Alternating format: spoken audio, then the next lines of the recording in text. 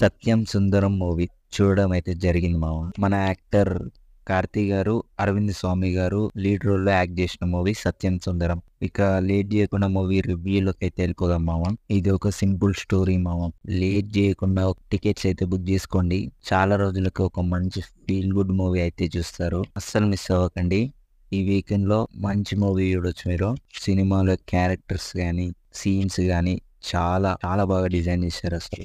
ఆ characters connect అవుతాం, ఆ ఎమోషనల్ సీన్స్ కనెక్ట్ అవుతాం, ఆ కామెడీకి కనెక్ట్ అవుతాం. కామెడీ కానీ ఎమోషన్ కానీ ఎక్కడ కూడా తగ్గలేదు.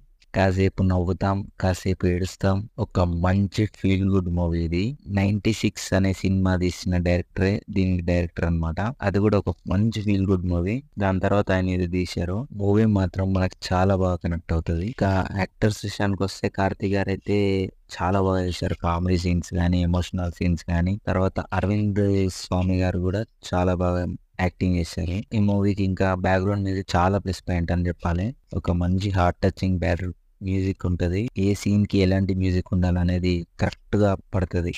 డిఓపి కూడా చాలా బాగుంది. ఇక ఓవరాల్ గా మూవీ గురించి చెప్పాలంటే కొన్ని కొన్ని మూవీస్ ఉంటాయి అస్సలు మిస్ అవ్వకూడని మూవీస్. దాంట్లో ఇది కూడా అస్సలు మిస్ అవ్వకండి. ఒక మంచి ఫీల్ గుడ్ మూవీ చూస్తారు.